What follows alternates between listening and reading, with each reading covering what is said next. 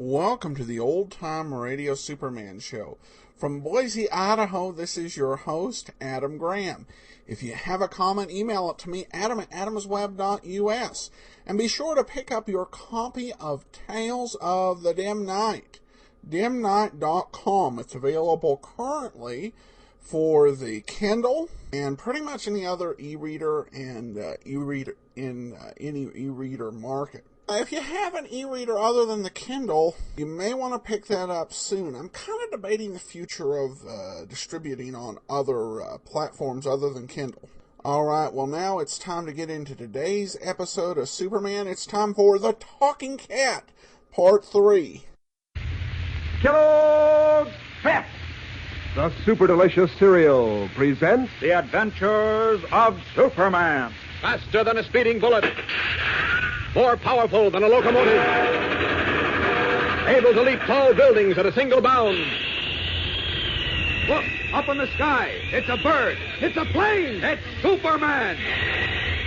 Yes, it's Superman. And today is Clark Kent. He is alarmed over the sudden disappearance of Lois Lane.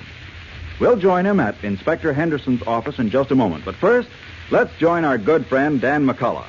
You know, sometimes I think it would be interesting to find out who's collected the most comic buttons from packages of Kellogg's Pep, fellas or girls. Well, actually, of course, it doesn't make a great deal of difference because eventually all the members of the gang will have all 18 buttons. But it would be fun to see who gets there quickest. Out our way, both fellas and girls are mighty busy trading duplicates, for example. You know, that's one swell way to add a new comic button to your collection and a heap of fun, too. And I see a lot of jackets and dresses and caps with these buttons pinned on. Look mighty smart. You see, the pictures of your favorite funny sheet characters are done up in full comic strip colors, brilliant red and blue and black on a gleaming white background, so they really show up. And you know, the buttons are made of sturdy metal, and you'll have them for a long time.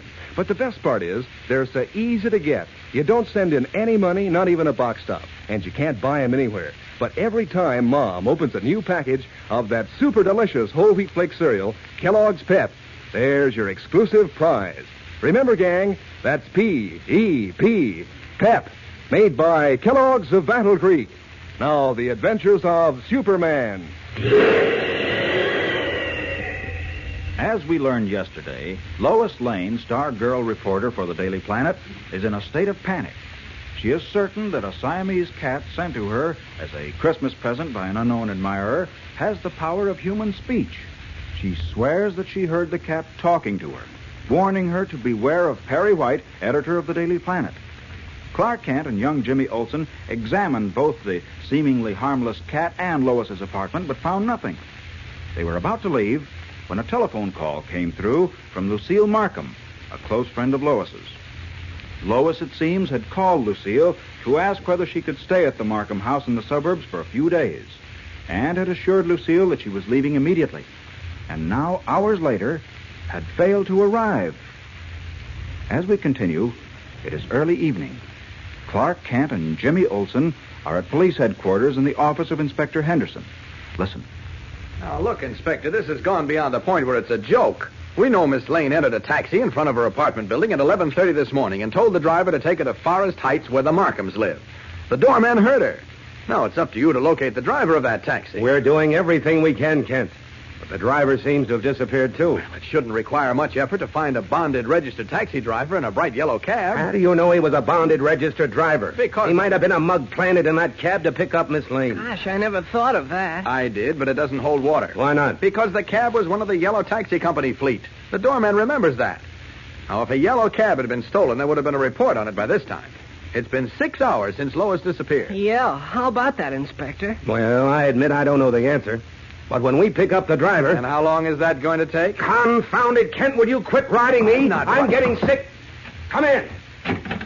Get in there. Go on. Okay, cop, okay. You don't have to push me. Who's this, Healy? He's the guy we're looking for, Inspector. The hacky who picked up Miss Lane. He is? Gosh. Well, now we're getting someplace. Where'd you find it? About 4 miles out on the River Parkway. He was part of the car, fast asleep. Or else he was making out like he was. I was asleep. Yeah, says you. Well, never mind that. Where did you take Miss Lane, driver? If you're talking about the dame I picked up at the Frontenac Apartments this morning, kind of a good-looking dame. Yes, that's Miss Lane. Now, where did you take her? I didn't take her no place. Like I was telling this Dick, something screwy happened. Are you going to tell that cockeyed story again? It's the truth, so help me. Wait till you hear this, Inspector. I intend to. What's your name, driver? Joe Ross. Here's my hack license. Mm-hmm. This license seems to be okay. All right, driver, start talking. But remember, I want the truth. Okay, here it is. I picked this dame up in front of the Frontenac Apartments about 11:30 this morning. She says she wants to go to some number on Maple Street in Forest Heights. I forget what the number was. 1219? Yeah, that's it. Uh-huh. I cut over to Ridge Road and picked up the Parkway. This dame kept bothering me all the time to go faster. I never see such a nervous dame, and I see plenty driving a hack. But all of a sudden, about the time we hit the Parkway, I don't hear no more out of her. I look back, and she's fast asleep. Asleep, huh? Yeah, that's what he said. It's the truth. Well, Miss Lane might very well have fallen asleep from nervous exhaustion. Go on, Joe. Okay. Well, I drive a couple of miles on the Parkway, and I'm just passing a golf course when I hear a horn. And I see a big black funeral hearse coming up in a rear vision mirror. I pull over a little to let it go by, and... Here's where it gets good, Inspector. Let him talk, Healy. Yeah. So like I say, I start to pull over, and here comes this funeral hearse up from behind, and it's really traveling. Mm-hmm. When it gets up alongside my cab, it jams on its brakes and starts crowding me over. I yell and give him my horn, but it keeps crowding me. I got to get right up on the curb or stop, or I'm going to get folded up like an accordion. Well, what was the big idea? Why'd he crowd you? Well, you're here, buddy. When I start remembering this part, I get the shakes. Baloney. Hey, make this guy lay off me, will you? Stop it, Healy. Go on. Yeah. Well, I stop up against the curb, and a tall, skinny guy dressed all in black with a long tail coat and a high silk hat gets out of the front seat of the hearse and comes over to the cab. Right away, I start to feel funny. I get chills running up and down my back.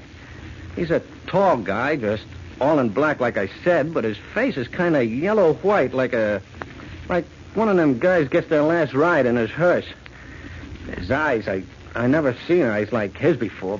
Big and black and dead with blue shadows under them. I kept looking at his eyes, even when he started talking and waving his hands. Long, skinny hands like a skeleton's. Oh, jeepers. Go ahead. Well, this guy comes over to the cab, and when he talks, his voice gives me the creeps for sure. Sounds like it's coming out of a grave. I beg your pardon, but I seem to be lost.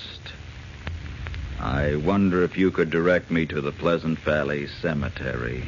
The what? The Pleasant Valley Cemetery. Surely you know what a cemetery is? Yeah, sure, but I never heard of that one. How strange. Look, mister, I gotta be going. If you'll get your hearse out of the way, I must find the cemetery before dark. I simply must. I wonder if the young lady in the back seat can help me. No, she can't help you. Look, mister, Is she dead? Dead? No, she's just sleeping. Are you sure? Yeah, of course she's sleeping. She may be dead. Why don't you look and see? I remember turning around to look at the dame when he said that, and that's all I remember, until this Dick here woke me up. The dame was gone, and so was the guy in his hearse. Sleeping lizards. Ever hear a yarn like that before, Inspector? No, and I don't believe it. It's the truth. Sir, help me, it's the truth. Come on. Give it to us straight. I think he is giving it to us straight, Healy. Thanks, mister. Now, look here, kid. Just a moment, Inspector. What I want to know at the moment is far more important. Where is this Pleasant Valley Cemetery? Never heard of it. Yeah, me neither. Well, you should have some sort of a directory of places like that. I have. Right here on the shelf. Oh, good. Here we are. Now, let's see. Cemeteries. Oh, here we are. K-L-M-N-O-P. Clam Valley, Pineville, Pine Manor. Just as I thought. Where is it, Inspector? There is no Pleasant Valley Cemetery. What? And what's more, There never was one. Shifting uneasily, the nervous, sweating taxicab driver gulps and turns pale. Is he lying? Well, we'll be back in a moment for a startling surprise. But first, here again is your announcer. Say, gang, do you know what your mother would like to give you for breakfast these wintry days? A heaping bowl of sunshine. Yes, sir, she knows the important effect of sunshine in helping you build strong bones and teeth. So one of the next best things is Kellogg's Pep, because you get the vitamin D effect of sunshine in this super delicious whole wheat flake cereal. Why, Pep has it all over sun-ripened whole wheat in vitamin D. Of course, you like Pep for breakfast because it's a doggone golden and crisp and good tasting. And because that's how you get those exciting comic buttons all the gang's collecting these days. Aren't they swell fun? You really feel like strutting around when you wear your comic buttons pinned on your jacket or your dress or cap. They're colored bright as anything, so the pictures of your favorite funny paper characters stand out against the white enamel background. Like Moon Mullins, for instance, with his big black cigar, or Superman himself, red cape of flying in the wind. And whenever you get a duplicate, it's even more fun to trade with your pals. But remember, there's only one way you can get these comic buttons. You don't send in any money, not even a box stop, and you can't buy them anywhere. They come only as prizes in packages of Kellogg's Pep. So get busy, gang. Ask Mom to get you some P-E-P, Pep, made by Kellogg's of Battle Creek. Now, back to the adventures of Superman. 2 hours have passed since Joe Ross, the taxicab driver, recounted his weird and almost unbelievable story at police headquarters. Jimmy Olsen is now back at home, having left Kent at headquarters. As we join him, he is telling his mother about the strange disappearance of Lois Lane.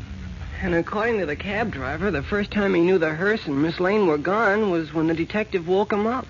Why, I don't believe a word of it.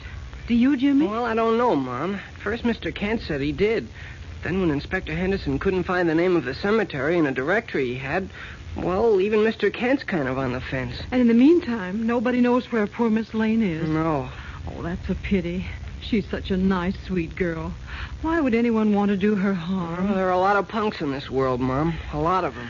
Yes, I suppose so.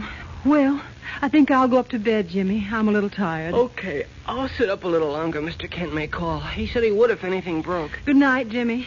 Don't forget to let the cat out before you come up. No, I won't. Oh, where is it? In the kitchen, I think.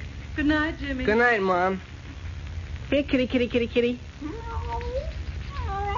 Come on, kitty. Come on, fella, come on. Come on, up in my lap. There. Yeah, that's the boy. You don't know it, but you're the cause of all this trouble. Yes, you are. You started everything. If someone hadn't sent you to Miss Lane, everything would have been all right. You like to have your neck rubbed, don't you? Feels good, doesn't it? You know, it's too bad you can't talk. If you could, maybe you'd be able to tell us a few things. You're in danger, Jim. Who said that? Beware of Perry White. Who's talking? He'll do to you what he did to Lois Lane. Leaping lizards. It's the cat. Rooted to the chair, Jimmy stares in frozen, wide-eyed fear at the Siamese cat, which, curled up on his lap, looks up at him out of its strange blue eyes. Did Jimmy actually hear human speech coming out of the cat's mouth? The mystery of the talking cat is getting more mysterious by the moment, and a little spine-chilling, too. So don't miss a single word of the thrilling story from now on. Tune in on Monday, same time, same station, and follow Superman's latest adventure, The Mystery of the Talking Cat. Be sure to listen to The Adventures of Superman. Faster than a speeding bullet. More powerful than a locomotive. Able to leap tall buildings at a single bound. Look, up in the sky. It's a bird. It's a plane. It's Superman. Fellows and girls, be sure to follow the adventures of Superman. Brought to you every day, Monday through Friday. Same time, same station, by the Grand Old Kellogg Company of Battle Creek.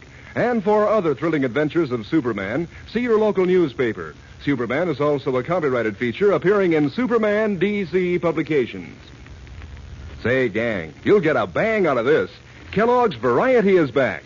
That's the grand 10-package assortment of 6 swell Kellogg cereals. Makes breakfast more fun than a picnic. Makes it easy for Mom, too. No dishes to wash, thanks to the new Kell Bowl Pack. You can eat right out of it. What's more, these generous packages are great for lunch boxes and outings. So ask Mom to hurry and get Kellogg's Variety at the grocer's her very first chance. And be sure to be with us on Monday for the thrilling adventures of Superman. This is the Mutual Broadcasting System.